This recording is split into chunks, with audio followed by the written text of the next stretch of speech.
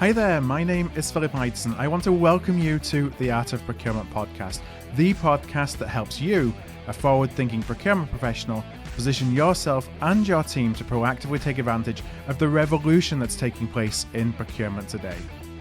By interviewing industry trailblazers and sharing insights from our own experiences, my team and I pull back the curtain and shine a light on the strategies, tactics, and tools that procurement teams are using to elevate their impact. And today on the show, I was delighted to be joined by Matthew Hardin, the Director of Advisory and Solutions, and Nick Heinzmann, the Head of Research, both at Zip.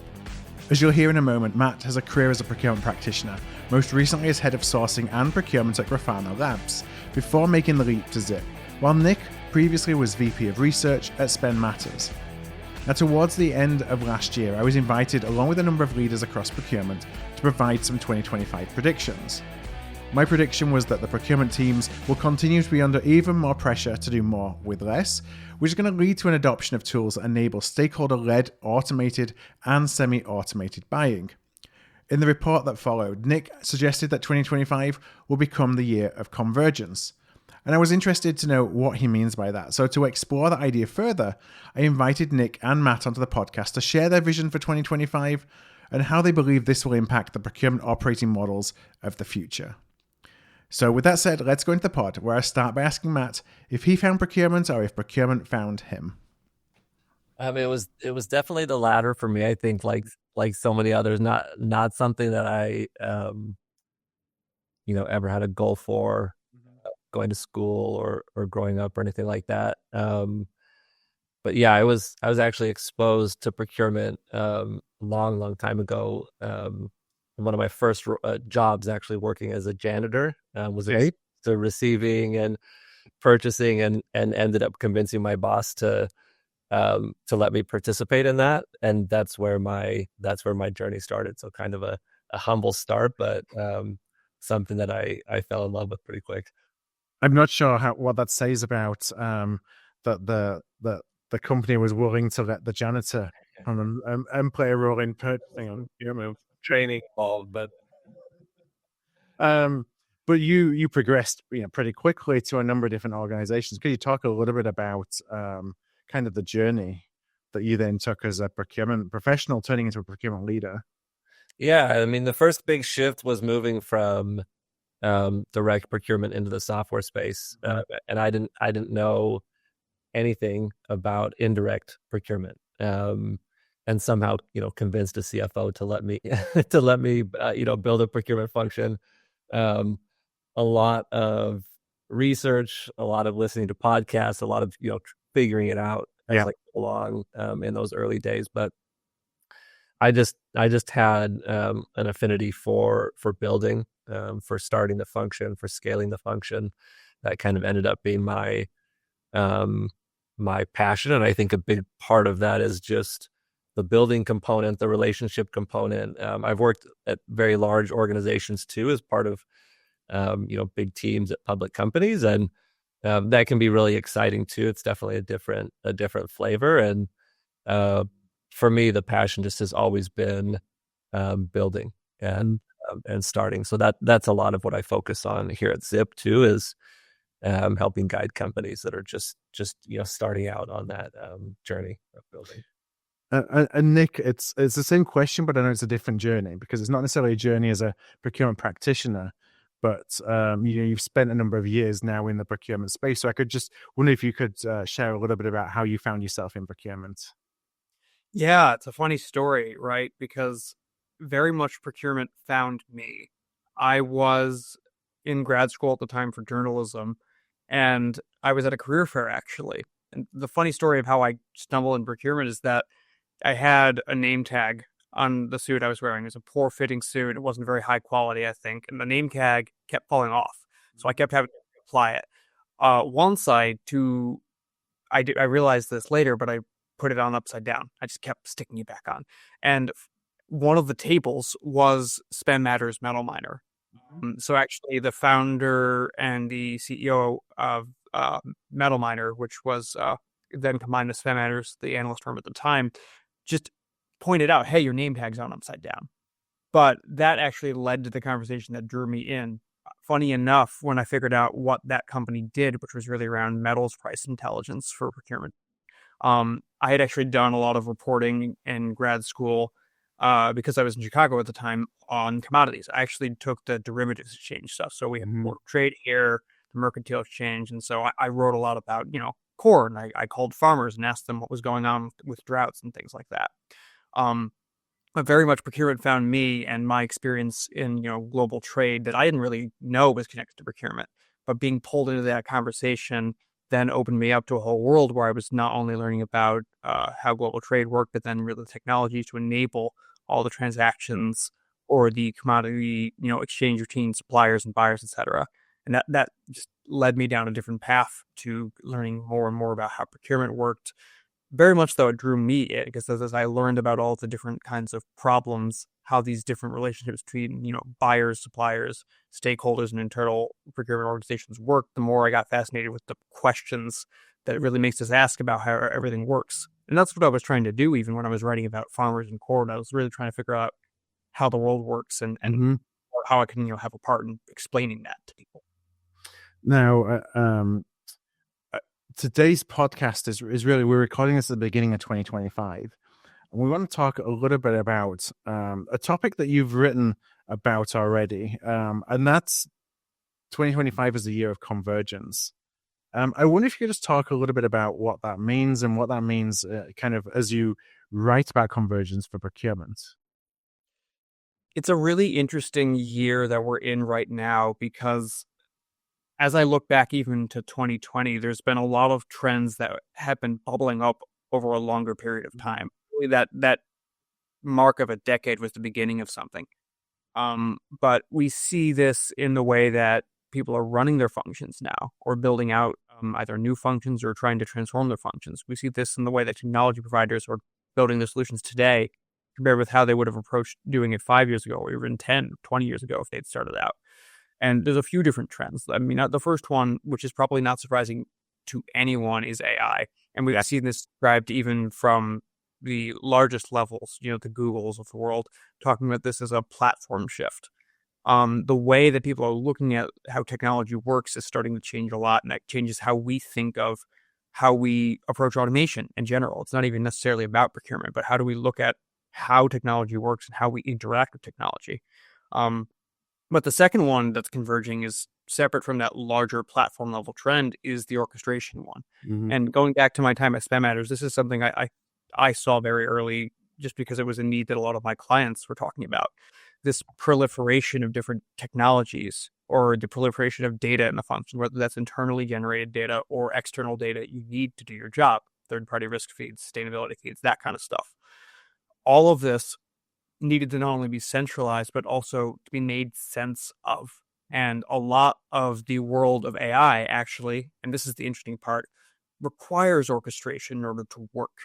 And this is a really key point is if you look at any of the architecture models or what they call like a cognitive architecture for AI in this tier, all of them require some form of orchestration to either interact with external tools, consolidate data to get those things to work, whether that's beyond what's available in the immediate generalized model. And so you see those two things converging, and then the last one being procurement itself. You could represent that with source to pay or just how people are operating the function. A lot of, I've seen this on AOP very recently, a lot of the demand is always for do more with less. How do we make the function work more effectively with stakeholders, but also to get those stakeholders more involved, really building a culture of procurement across the company. Orchestration, in my view, actually is really about pushing out the procurement boundaries to get not only earlier engagement, but also more involvement for stakeholders across the end-to-end process, whether that might be the requester, or that might be an approver. And so actually those three things, procurement, orchestration, and AI, they're all converging on the same problems, really, especially with the AI being that human-machine interaction part, then also the orchestration being essential to getting AI to function and work correctly, all to the benefit. And this is the key part. It's not just technology for technology's sake, but for the benefit of dealing with resource constraints, getting better results, getting better insights, and making the function work in a way that it sorely has needed for a long time. And I think, Phil, you talk a lot about this, but there's just been this gap. And I see no one trend is enough to actually address all of these pain points, but I actually see a lot of this converging over this decade to finally push on some of these pain points. No, I think it's exciting. Like you say, we talk about it a lot. I'm really passionate about operating models and kind of changing procurement operating models, and how we've really used the same operating model for as long as I've been in procurement, 25 years. And maybe there's been some tweaks and some, bringing in centers of excellence and things, but all changes to the operating model have just been to try and make it a little bit more efficient or as a little bit more impactful. But there's nothing that's enabled us to go to the next level and think differently about how we create impact. And that's what I'm really excited about now is, how do we do that? That theme of more with less is definitely something we're talking about, because we've heard about it for years and years and years, but we're now starting to get a lot more numbers that demonstrate the fact that it's a real thing, that has to be, that the only way that it can be solved for is by rethinking the operating model. And, we've been on this journey from an operating model of going from decentralized to centralized. Then we go to center-led. But what's next after center-led? Well, it's probably going back more to decentralization, but in a way that, is a lot more controlled. And you have this invisible touch of procurement behind the scenes now that you never really had before, because decentralized before was just everyone's going rogue and doing whatever they wanted. Yeah, exactly. There's so many of these what we call pendulum swings. We have centralized and decentralized. We also have best of breed versus single platform. What I would love to see in this decade, and where I think we're going, is that we stop having to swing back and forth, because really the swing is a little nauseating almost. And actually, what I would propose is, versus being fully decentralized or fully centralized, that procurement in the background view is really, to use a term, it's orchestrated. It's one where there is this centralized control and visibility, but you can enable that decentralization. Another word I've heard used, and I love this phrase, devolve, is actually like getting these different layers down and giving more control, but still having that central authority. It's a mixed approach. Maybe you'd call it hybrid, and I see that in the technology debates too. It's really like this back and forth. And actually, where I've seen and talked with a lot of researchers who are saying we're moving back from best of breed to suite. I would love to see people say, I don't want to go back and forth constantly, but rather get to the root cause. Yep. Matt, I know you're working with a lot of procurement teams that are kind of figuring out their operating models, and perhaps, in some cases they're maturing what they already have, but in a lot of cases we kind of got some blank space, and we have the opportunity to design something relatively, from the ground up. I just wonder if there's any common themes that you're seeing on the ground about, what teams are looking and thinking about when they're considering their new operating models. Yeah, I think one thing that stands out is the difference now, or the opportunity now, to bypass the initial phase of focusing purely on operations, on kind of the tactical layer, which used to be where you had to start, right? If you wanted to sort it out, build out a team of people to kind of start hammering through things, and then slowly work up to more mature policy and practices around procurement, and maybe some form of like very disjointed, attempt at orchestration. We have the ability now to move really quickly into strategic activities and impact because of the technology that's now available.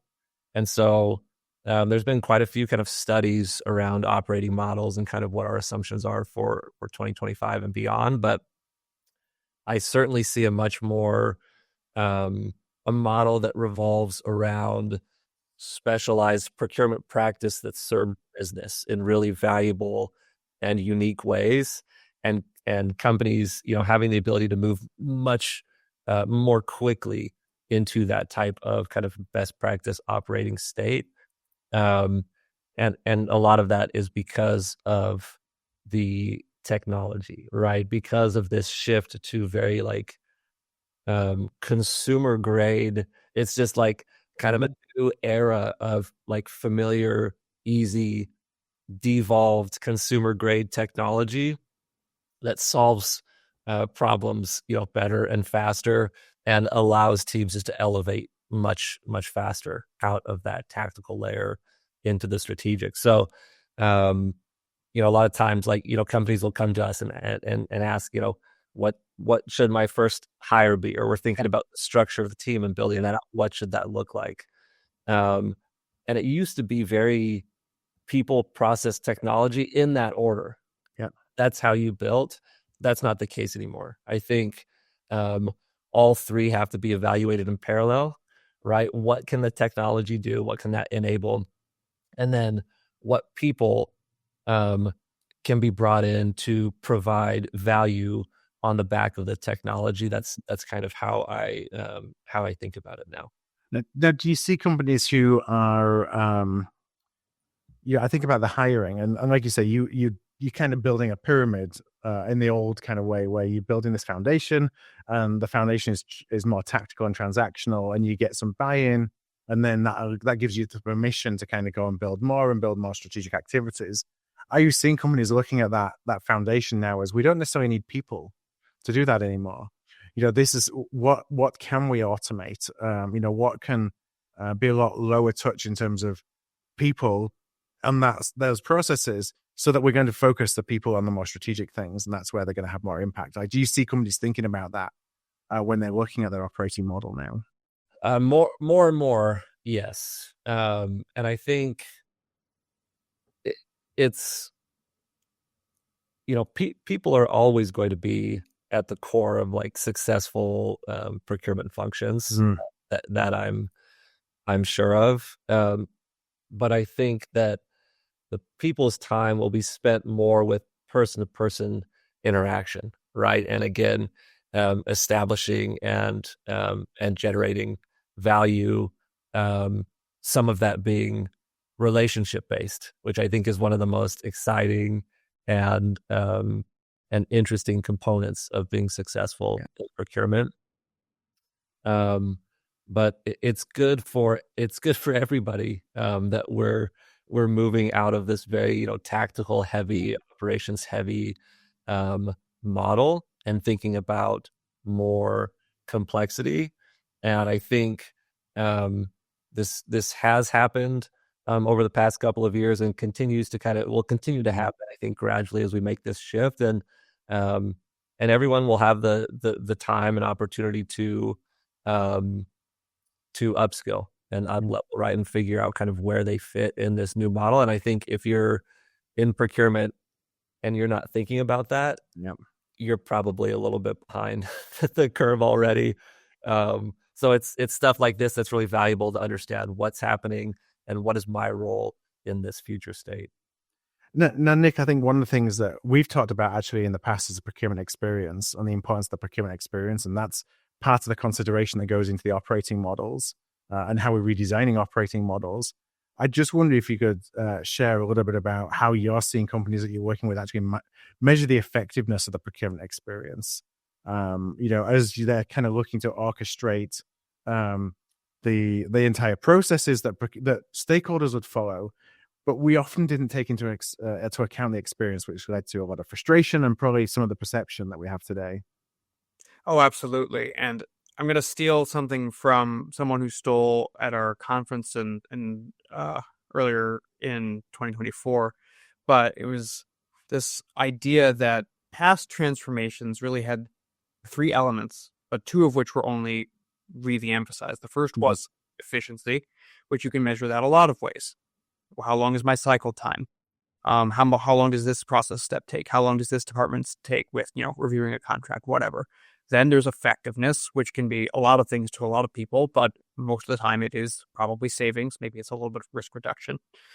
And those two things in the past decade or so of procurement have been the focus. But 30 is experience, like you're mentioning. And a lot of people hadn't thought much about experience, even though I would argue experience is correlated with delivering those results in efficiency and effectiveness. The way you measure that, though, really has to be more in how am I looking at my internal CSAT scores, or am I a net promoter?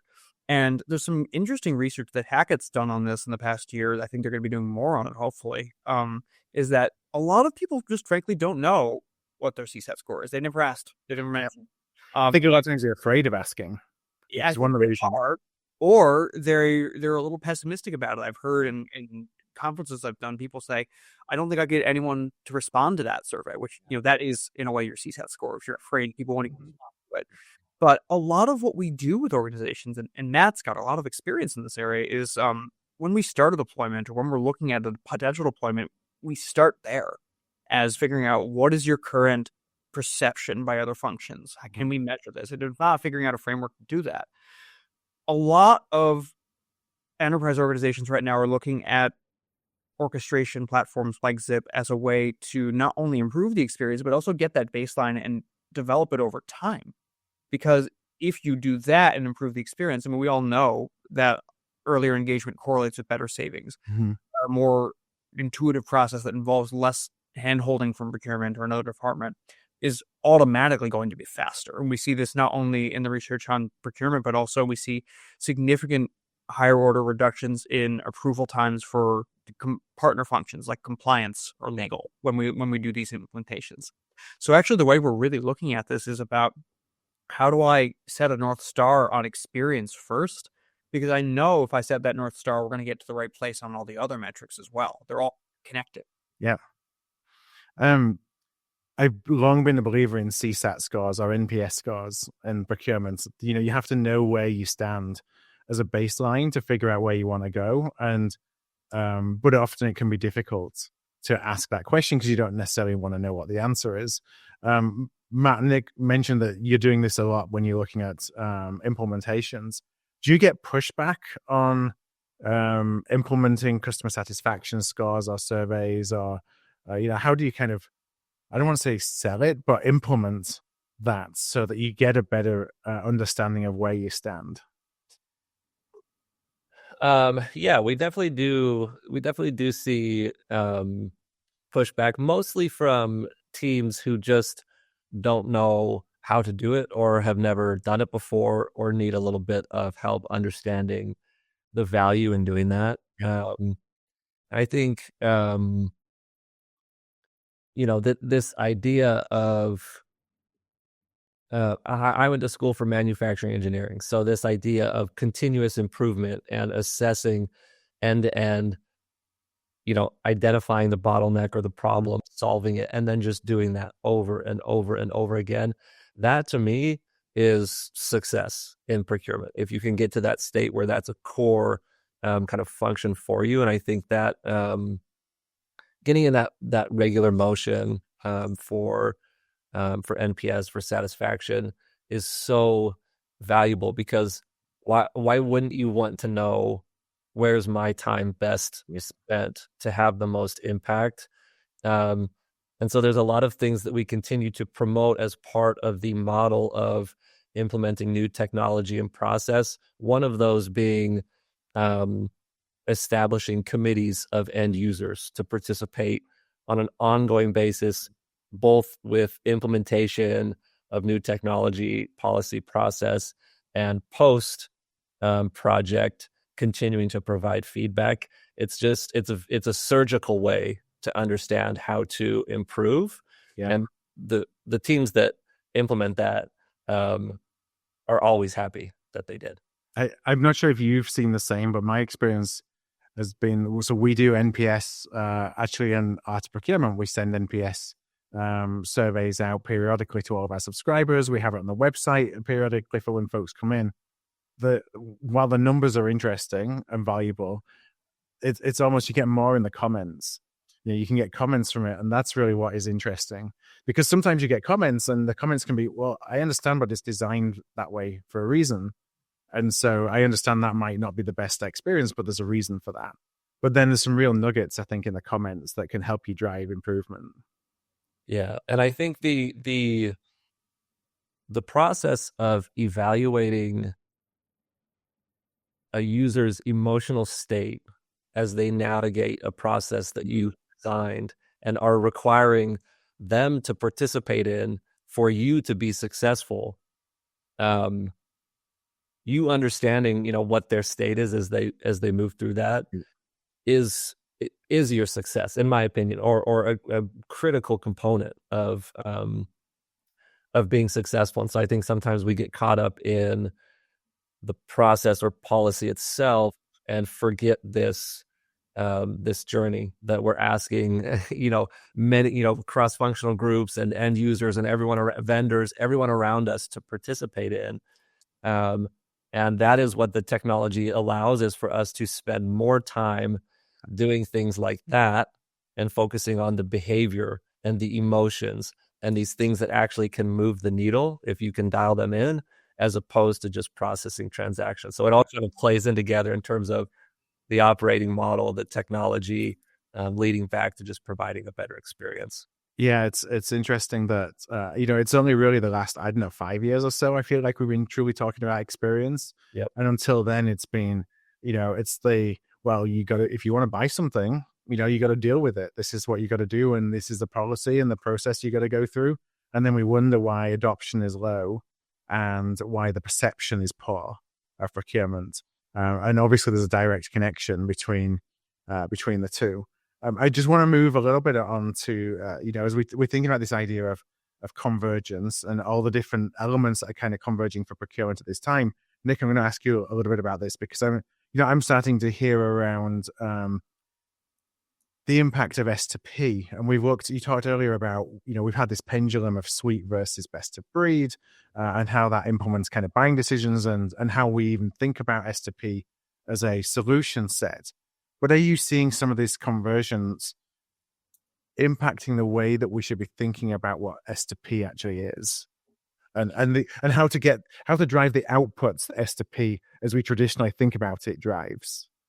Well, it's actually really interesting because it's related to what you were talking about right before, which is we've seen this focus for the last, especially 5 years, on experience. And what I saw in my own background as an analyst, but then also I've seen increasingly at Zip, is that there is a certain plateau in source to pay that a lot of people have gone through. A lot of people in the 2010s, maybe late teens or early 20s, went through a source to pay deployment, or have been in process for one that maybe never finished. And a lot of people had pretty similar experiences where they were finding, there's actually more I need that isn't fully in this, or the way this was designed made sense in 2006, but maybe doesn't make sense in 2020 with different kinds of stakeholders, younger stakeholders. A world where we're buying not only lab supplies, office supplies, but also services. A world where procurement is tasked with enterprise level risk awareness, and it isn't just a specific contract or a specific transaction. So the way that a lot of people are starting to look at source to pay is that it is, for better or worse, one layer of a larger approach to how you look at procurement. Yeah. A lot of people actually that are either, I see this often, a lot of our most, to me at least, interesting deals at Zip are a new CPO comes in and she's got a whole remit to change things. But her past experience is very often going to be, I've done this before, I've seen this play out, and I know what's going to happen, maybe multiple times even. So instead, what we're seeing now is a new approach, is I'm not going to tie myself to one end of the pendulum swing or the other. I'm going to focus specifically on the infrastructure of not only my tech stack, but also my operating model. What will enable the operating model of the future with, maybe a smaller group of people, but also people who are tasked on different kinds of work, like what Matt was saying earlier about being relationship based. I'm getting out of this more insular, siloed type of function, maybe even getting away from this very category centric model towards one that's more about business partnering, maybe even embedding people into different functions to help influence how they're looking at purchasing decisions, etc. We need an infrastructure that actually enables that. To me, that's very much an orchestration infrastructure. And the way we see people approaching this in these either, new mandate, fresh opportunities, is that there might be an installed technology or not, but either way, they know it's not going to be the be all end all. Yeah. And that, going back even to the convergence topic of earlier, it's that also this is not going to be the place necessarily that they're going to expect new innovations to come from. We see that, frankly, discussed a lot, is that There's a lot of talk about catching up on some of these newer capabilities around experience, whether that's intake, whether that's orchestration, whether that's AI. But the reality is that the experience that would deliver, maybe it's AI, maybe it's this cross-functional collaboration, really comes down to the infrastructure of whatever workflows are running in between and across systems. It's this place where all data, internal and external, is ingested and then analyzed, and then decisions are made. And so we see the convergence driving the ability to enable new operating models that people want to build in, because they know they need to retain their talent. Yep. You need to deliver on different order kinds of expectations that are being added onto the traditional ones. And a lot of people know that that kind of approach is simply just not going to work from experience. And, and I'll finish this statement just with some research I've seen even from Gartner on this point. When people approached past transformation exercises in the name of efficiency, what they often ended up doing was creating very brittle processes. They didn't account for what we call like edge or corner cases, or the adaptability of new regulations. The pandemic revealed a lot of that for people. Increasingly, what people are doing now is they're actually trying to tame the complexity that they're being asked to handle with, Gartner uses this term called designed simplicity. Okay. It's not designing simplicity in the process in order to make it flexible. But, there's some key tests, and they're simple on paper, but they're hard to execute. Like, for example, is the process easier to execute with the workflow than without it? I would say a lot of past source-to-pay implementations have frankly failed that test. People said, go down this path, and if it doesn't work, well, what was the answer? Someone manually behind the scenes is swivel chairing between all these different people to make it actually operate. The new world where we're trying to converge all of these different areas, it's very much about not only fixing these problems, but actually trying to drive through different kinds of capabilities for procurement. Ones that, at least in my view, are not theoretically possible with the old approach, both on a technical level, but also for the kind of operating models they were built to enable. And I think those two are inextricably linked. We cannot act, and I see this a lot, which is that people make excuses almost to not look at technology because they say, well, I got to fix the process. And to a degree, that's right. But there's also, because these things are so intertwined, it's almost a question of, well, it's not about doing one before the other. It's not sequential. They have to be done really in parallel. So I think it's interesting what you said about S2P being, it's a layer, and it can still be a layer, but it's not the be all and end all. What I mean by that is you don't go and source one technology now and you're done. You don't have to worry about it anymore. And actually, a lot of the best of breed provide lots of, I think, customization of your processes to fit specific use cases within the organization that, often would get missed because you're just buying for the greatest common denominator. And you have now the ability to be very specific in building experiences and workflows using different technologies that really allow you to engage with all parts of the business for all different kinds of use cases, rather than just kind of one set process. Yeah, absolutely. And I think this is a key point that a lot of people were really getting stuck on early on. It's like one of the initial questions about intake and orchestration in general was, oh, is this just another best of breed thing I have to buy? Is it another add-on? I view it in two ways. First of all, like as that infrastructure for transformation. But you mentioned use cases, and that's a really important one too, is that some of this is, it's big stuff. When you come in with a fresh mandate, that's one thing. But if you are installed as a leader and you are trying to figure out how to get this to work because you understand this is the future, but you're not ready to go whole transformation right away, there are lots of ways to get started on intake and orchestration and smaller use cases. Contracting, I feel like, is a great one because it is inherently so cross-functional. But so is supplier onboarding and risk checks, which involves many different functions like a risk or sustainability or a GRC function, etc.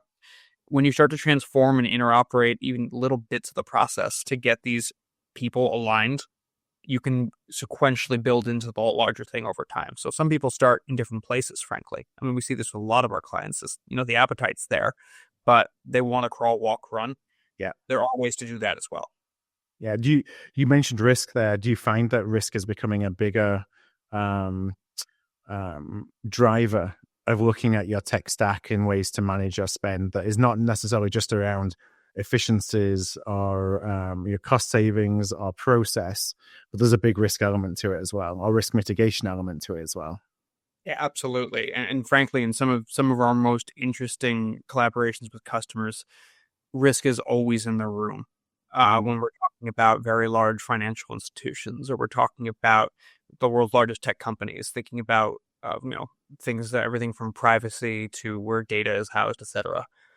A lot of these conversations have been elevated because rather than procurement just being an order taker and a transaction processor, there's this realization that in order to address enterprise level risks, which can be, regulatory, they're essentially existential to the company, those boil down to individual contracts. But there's a linkage there where you look at the whole portfolio of your contracts or the sum of relationships with vendors or suppliers, and that forms the larger enterprise risk when you really think about it. That requires a lot of coordination. So yeah, a lot of this is being driven by just a need to address risk, but also this realization that no one function can actually do that on its own. Yeah, there's a lot of interconnectedness in terms of doing that, and lots of different, as you say, functional areas, of which procurement is a leading one, and one that we haven't always played a leading role in. So it provides an opportunity for us as well to get deeper into a topic where we can add a lot of value. I do know it's about time to wrap up, and Matt, I had one last question. We've talked about operating models. We've talked about kind of thinking differently about the tech stack to support the operating models. And again, you're on the ground with a lot of different implementations. So you're seeing a lot of ways that different companies are kind of thinking about this and approaching it. So I just wonder if you could share if there's any commonalities in terms of how you see the organizations that you're working with now are thinking about what their tech stack should look like, or the design of their tech operating model. Yeah, I think historically there's been a sentiment, it's something that I dealt with for the majority of my career, was to make a significant change on the technology side really required massive effort, both initially and from a maintenance perspective, and could end up being quite painful and difficult to sell internally or to secure adoption. And I never really loved that approach.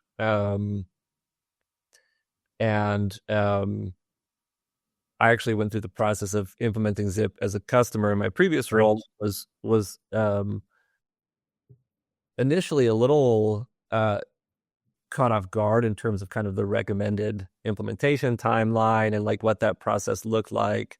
But also saw this hyper focus in, post go live kind of care and support over time. This idea that introducing new technology doesn't have to be a long process. It doesn't necessarily even have to be a very painful process, but there's always this inclination sometimes to do everything all at once, right? That this us implementing this new technology is also our opportunity to change all of our process, upgrade all of our policies, rethink the model, and all of this that impacts, again, everybody that we're asking to participate.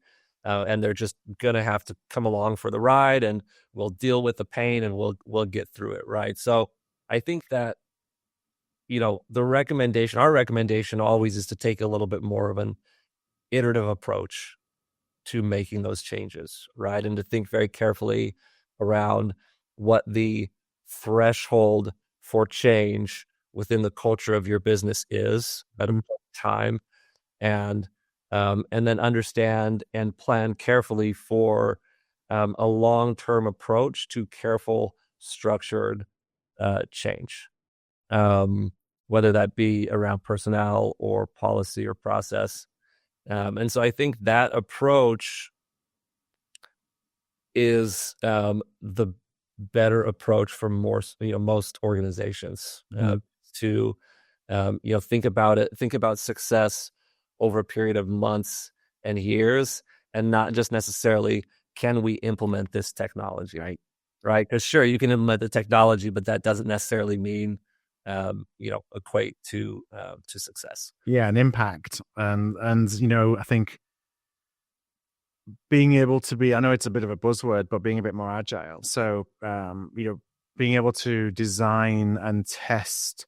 I like the idea of A/B testing process implementations in different groups, so you can see what actually works, what may not work as well, as opposed to historically we'd spend all this time, 6 months designing all of our new processes and then go live and then realize where they were broken and where they worked.